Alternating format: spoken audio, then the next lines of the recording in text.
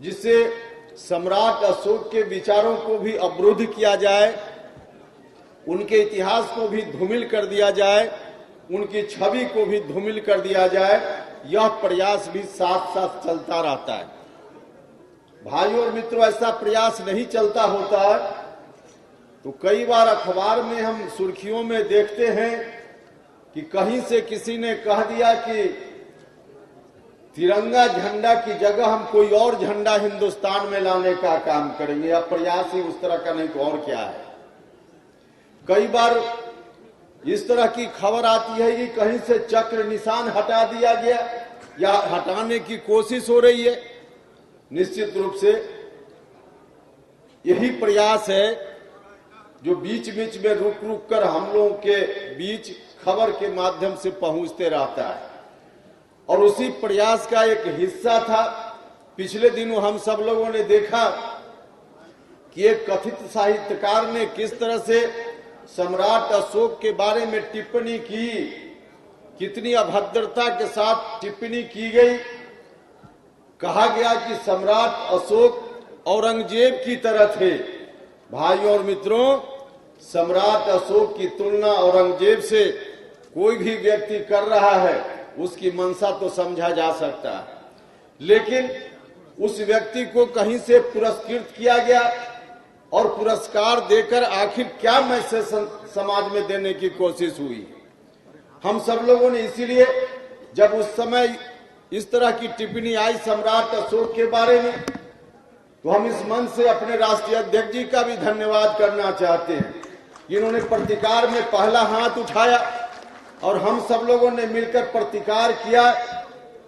लेकिन जो प्रतिकार हमने किया है, हमको इस बात की खुशी है कि चाहे मन से हो बेमन से हो, लगभग तमाम राजनीतिक दल के लोगों ने बाद में कहा कि निश्चित रूप से उस कथित साहित्यकार की कोशिश जायज नहीं थी।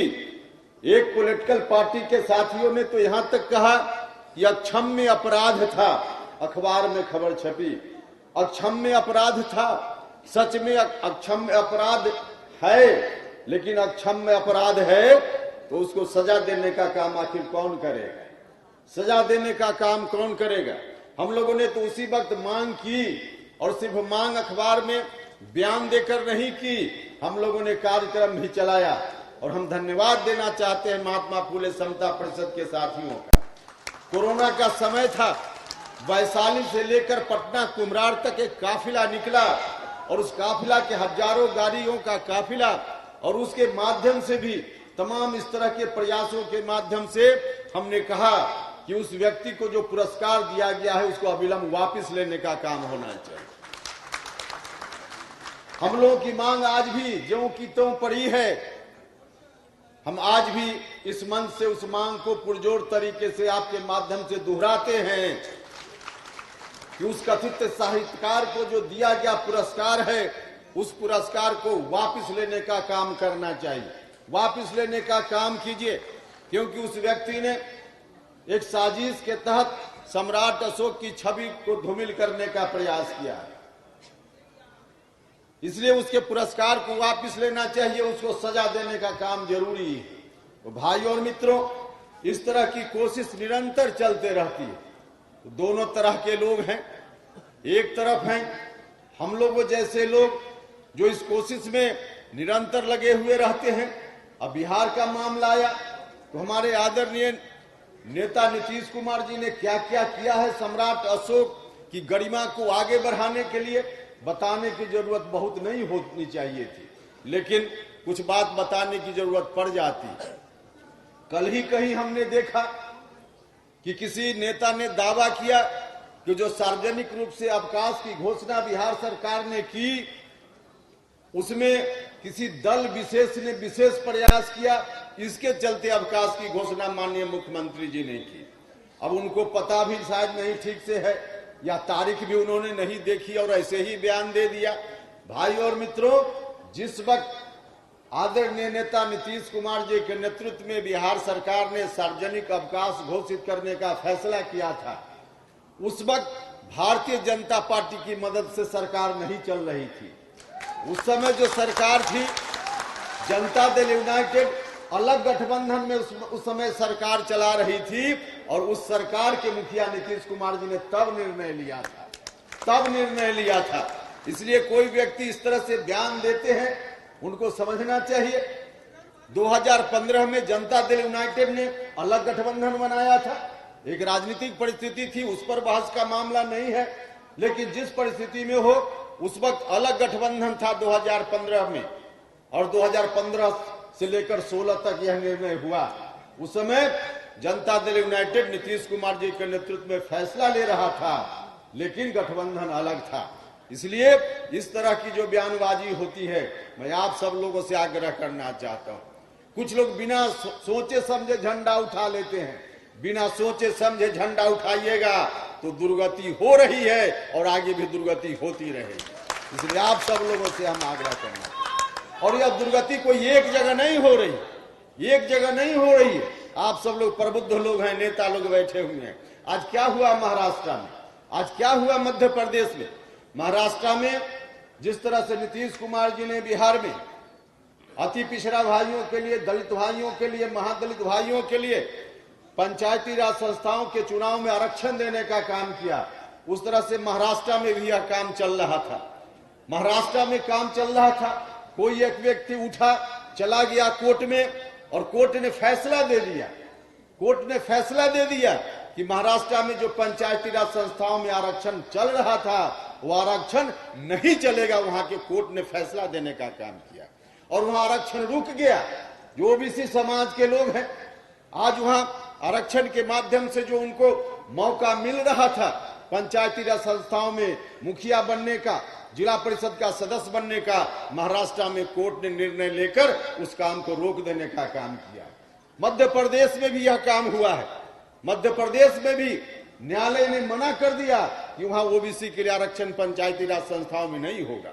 यह बात जानने का काम करना चाहिए, जानने का काम करना चाहिए भाइयों और मित्रों। और क्यों रोक दिया, क्या कहकर कोर्ट ने रोक दिया, जरा समझिएगा चीजों को। कोर्ट ने यह कहकर रोक दिया, कई बातें कोर्ट ने कही, जिसमें एक महत्वपूर्ण बात यह है कि कोर्ट ने कहा वहां की सरकारों से कि आपके पास जो डाटा है वह इंपेरिकल डाटा नहीं है। जो डाटा है, जिस डाटा के आधार पे आप आरक्षण देने का काम करते हैं, वह इंपेरिकल डाटा नहीं है। इंपेरिकल डाटा की जरूरत है। इंपेरिकल डाटा का क्या मतलब होता है? डाटा का मतलब जो जात की संख्या है उसके बारे में, जो आंकड़ा है उसके बारे में। कोर्ट ने कहा इंपेरिकल डाटा नहीं है, इंपेरिकल डाटा लाइए और तब हमसे कहिए, हम इस पर विचार करेंगे। इंपेरिकल डाटा का क्या मतलब है? इंपेरिकल डाटा का मतलब है कि अनुमान के आधार पे नहीं चलेगा। जो 100 साल पहले जात की गिनती हुई उसके आधार पे नहीं चलेगा। बिल्कुल प्रयोग से सिद्ध जो व्यवहारिक डाटा, वास्तविक डाटा है, उसको लाइए। यही इंपेरिकल डाटा हुआ करता है। वहां के कोर्ट ने कहा इंपेरिकल डाटा लाइए। इंपेरिकल डाटा कहां से आएगा, कहां से आएगा भाई और मित्रों? हमारी पार्टी ने फैसला किया राष्ट्रीय कार्यकारिणी की बैठक में, सब लोगों को मालूम है कि जातीय जनगणना जरूरी है इस देश में। जो शोषित वंचित समाज के लोग हैं उनको न्याय दिलाने के लिए। ऐसे ही हम लोगों ने नहीं कहा था, ऐसे ही हमारे नेता नीतीश कुमार जी ने नहीं कहा, और ऐसे ही राष्ट्रीय अध्यक्ष जी ने उस बैठक में फैसला नहीं लिया। वास्तव में आवश्यक है। आज कोर्ट भी कह रहा है, एक बार नहीं, न जाने कितनी बार देश के सुप्रीम कोर्ट और विभिन्न न्यायालयों के हाई कोर्ट ने कहा कि डाटा आपके पास नहीं। 100 साल पुराना डाटा है, 1931 में जात की गिनती हुई, लगभग 100 साल पहले, तो डाटा आपके पास नहीं, डाटा नहीं है। इसलिए हम लोगों ने कहा, हमारी पार्टी ने कहा कि जात की गिनती जरूरी है।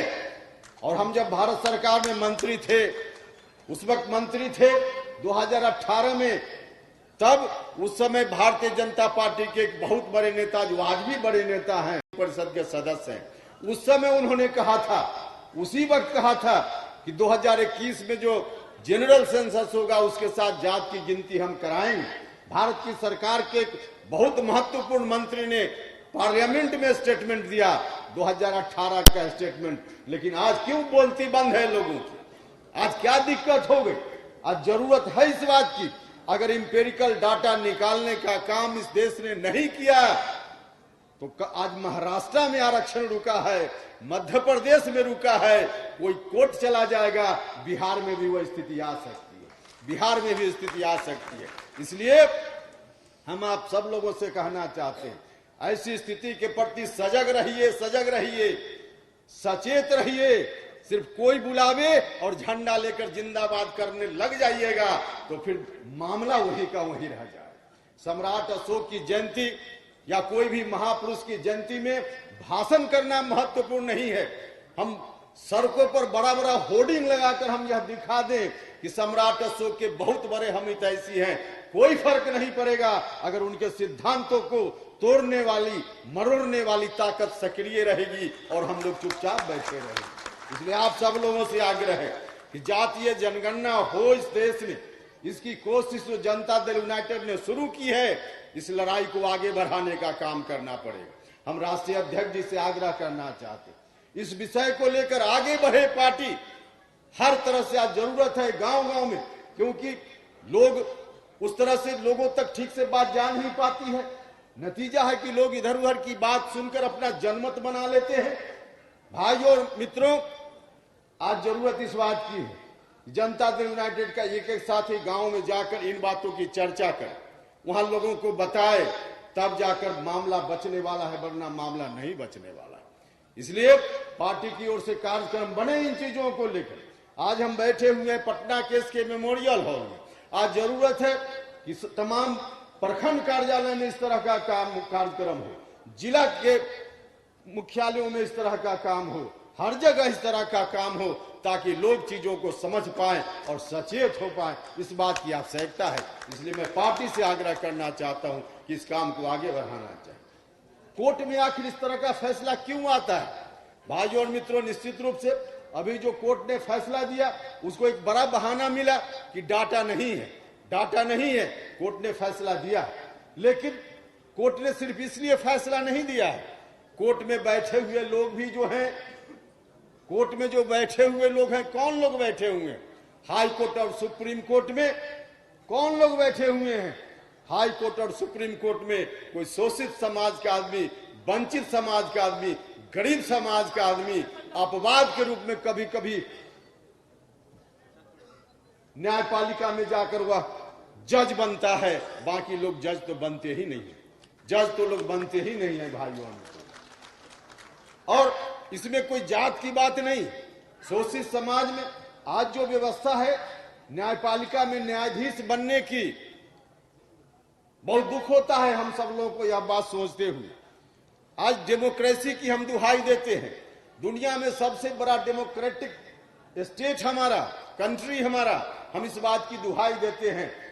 लेकिन जो प्रजातंत्र के अलग अलग अंग होते हैं, व्यवस्थापिका, कार्यपालिका, न्यायपालिका, व्यवस्थापिका कार्यपालिका में तो निश्चित रूप से थोड़ी कोशिश है कि जनतांत्रिक व्यवस्था के आधार पर, वह जनतांत्रिक सिस्टम के आधार पर यह चले। लेकिन मुझको कहने में कोई हिचक नहीं है कि देश में जो सबसे बड़ा प्रजातंत्र का हिस्सा न्यायपालिका, उसमें आज भी डेमोक्रेसी नहीं है, गैर संवैधानिक व्यवस्था है, गैर प्रजातांत्रिक व्यवस्था। आज जो व्यवस्था है न्यायाधीशों की नियुक्ति की व्यवस्था, उस व्यवस्था के रहते हुए आप छोड़ दीजिए किसी दलित समाज का आदमी न्यायपालिका में जज बनता है कि नहीं बनता है, कोई अति पिछड़ा समाज का आदमी न्यायपालिका में जज बनता है कि नहीं बनता है। आज जो सिस्टम है उस सिस्टम के तहत गरीब घर का कोई ब्राह्मण परिवार का भी नौजवान, कोई राजपूत भूमिहार समाज का भी नौजवान अगर गरीब घर का है, पैसा नहीं उसके पास, पहुंच नहीं है, तो वह भी न्यायपालिका में, सुप्रीम कोर्ट, हाई कोर्ट में जज नहीं बन सकता है। आज इसी स्थिति में चल रहा है। यही न्याय वहां बहाली की प्रक्रिया है। जज लोगों की एक कमेटी होती है और कमेटी के लोग बैठते हैं, अपनी जेब से पुर्जा निकालते हैं और जिसका नाम लिख दिया वही लोग जज बन जाते हैं। बस यही जज बनने की प्रक्रिया है, कोई प्रक्रिया नहीं। एक किरानी की बहाली के लिए परीक्षा होती है, इंटरव्यू होता है, लेकिन जज की बहाली के लिए कोई परीक्षा नहीं, कोई इंटरव्यू नहीं। इसलिए यही कारण है कि आज मुश्किल से 300 साढ़े 300 परिवार के लोग हिंदुस्तान में हाई कोर्ट और सुप्रीम कोर्ट में जज बने हुए। तो ऐसी व्यवस्था क्या कबूल है हमको? और ऐसी व्यवस्था जब तक रहेगी गरीबों को न्याय मिल सकता है क्या? नहीं मिल रहा है, नहीं मिल रहा। और जब तक गरीबों को न्याय नहीं मिले, समाज में जो विषमता है वह विषमता नहीं समाप्त होगी। और जब तक समाज में विषमता नहीं समाप्त होगी, तब तक सम्राट अशोक के चरणों में हम सच्ची श्रद्धांजलि अर्पित कर रहे हैं या नहीं संभव, नहीं संभव है। इसलिए हम आप सब लोगों से गुजारिश करना चाहते हैं कि इन चीजों पर हम लोगों को सचेत होना चाहिए, सजग होना चाहिए। हमारी पार्टी हर तरह से सजग है, सचेत है, लेकिन और मजबूती से लोगों के बीच बात को ले जाने की जरूरत है, और मजबूती से ले जाने की जरूरत है। कोशिश तो बहुत तरह से हो रही है, कुछ और चर्चा करेंगे तो राजनीति की बात ज्यादा हो जाएगी, इसलिए हम अब बहुत चर्चा नहीं करेंगे। लेकिन एक दो बात हम जरूर आपके बीच कहना चाहें, चाहे जिस तरह का प्रयास हो, दो चीज पर हम समझौता नहीं करने वाले हैं, दो चीज पर हम समझौता नहीं करने वाले हैं। एक हमारा नेतृत्व, हम इस पर कोई समझौता नहीं करने वाले हैं। बिहार में नीतीश कुमार जी हमारे नेता हैं, रहेंगे, बिहार के मुख्यमंत्री हैं, रहेंगे। इस पर हम किसी भी परिस्थिति में समझौता नहीं कर सकते, हम नहीं कर सकते समझौता। और दूसरी चीज जो हमारा सिद्धांत है, जिन सिद्धांतों पर हमारी पार्टी चल रही है, उससे भी हम कोई समझौता नहीं कर सकते। हम उससे आगे पीछे हम नहीं हो सकते, हम उन्हीं सिद्धांतों पर चलने का काम करेंगे। और उन्हीं सिद्धांतों का डिमांड है कि जो व्यवस्था है, उस व्यवस्था में समाज में कैसे सामाजिक विषमता समाप्त हो। और इसी के लिए जरूरी है कि सम्राट अशोक जैसे महापुरुषों को याद करने के हम आगे बढ़े, उनके रास्ते पर चलते रहे, मजबूती से चलते रहे, सिर्फ भाषण के माध्यम से नहीं, काम के माध्यम से चलते रहे, काम के माध्यम से चलते रहे। तो भाइयों और मित्रों, यही आग्रह आप सब लोगों से है कि आप सब लोग इतनी बड़ी संख्या में आए। गर्मी का समय है, आज गांधी सेतु जाम हो गया, मुझको जानकारी मिली कि 50 से ज्यादा बस वहीं फंसी हुई रह गई थी बहुत देर तक। तो आप सब लोग आए, बिहार के विभिन्न जिलों से, सभी जिलों से लोग आए हैं, बड़ी संख्या में लोग आए हैं। कार्यक्रम में इतनी अच्छी उपस्थिति हुई है आपकी, हृदय से आप सभी लोगों का मैं धन्यवाद करता हूं, आपके प्रति आभार प्रकट करता हूं। और इन्हीं शब्दों के साथ अंत में फिर से एक बार सम्राट अशोक के चरणों में श्रद्धा सुमन अर्पित करते हुए अपनी बात समाप्त करता हूं। बहुत बहुत धन्यवाद।